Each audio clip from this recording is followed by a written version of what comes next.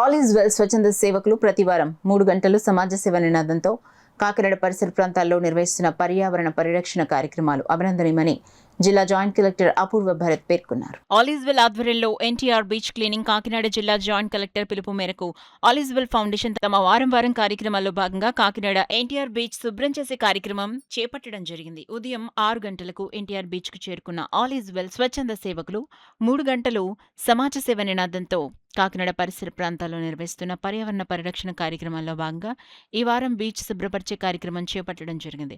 కార్యక్రమానికి జిల్లా joint collector అపూర్వ భరత్ విచ్చేసి బీచ్లో పేరుకుపోయిన చెత్తను తమ స్వహస్తాలతో ఏరి స్వచ్ఛందంగా సేవకులను ఉత్సాహపరిచారు. ఈ సందర్భంగా బీచ్కు హాజరైన వారికి, అక్కడ వ్యాపారాలు నిర్వహించే వారికి సమావేశపరిచి బీచ్ తమ వ్యాపారాల వ్యర్థాల వల్ల కలుషితం చేయడం వల్ల సముద్ర జలాల కలుషితమే, తద్వారా సమాజానికి కలుగుతున్న నష్టాలు తెలియచేసి అక్కడ బీచ్ నిర్వహిస్తున్న స్టాల్స్ను వెంటనే తొలగించవలసిందిగా హెచ్చరించారు.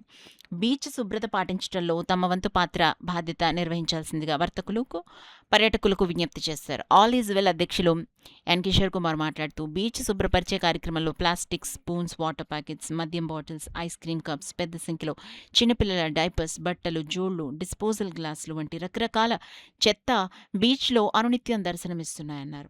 స్వచ్ఛంద సేవకులు, పంచాయతీ సిబ్బంది ఎప్పటికప్పుడు బీచ్ను శుభ్రపరుస్తున్నా బీచ్కు పెద్ద సంఖ్యలో విచ్చేస్తున్న పర్యాటకులు బాధ్యతారాహిత్యంగా చెత్త వదిలేసి వెళ్లటంతో ఈ బీచ్ చాలా అపరిశుభ్రంగా తయారవుతుందని, అంతేకాకుండా దీనివల్ల సముద్ర జలాలు కలుషితమై సముద్ర సంపద క్షీణిస్తోంది. కావున బీచ్కొచ్చే పర్యాటకులు, వ్యాపారస్తులు బాధ్యతతో బీచ్ శుభ్రంగా ఉంచాలని విజ్ఞప్తి చేశారు. బీచ్లో పేరుకుపోయిన చెత్త ఒక చోట చేర్చి 60% రీసైకిల్ అయ్యే అవకాశం ఉన్న ప్లాస్టిక్, గ్లాస్ బాటిల్స్, పేపర్ అలా వాటికి వేరు చేసి ఎంఆర్ఎఫ్ డిస్పోజల్ సెంటర్కు తరలించడం జరిగింది. ఇక రీసైకిల్ చేయడానికి అవకాశం లేని చెత్త 40% వరకు పంచాయతీ సిబ్బంది ట్రాక్టర్పై తరలించారు.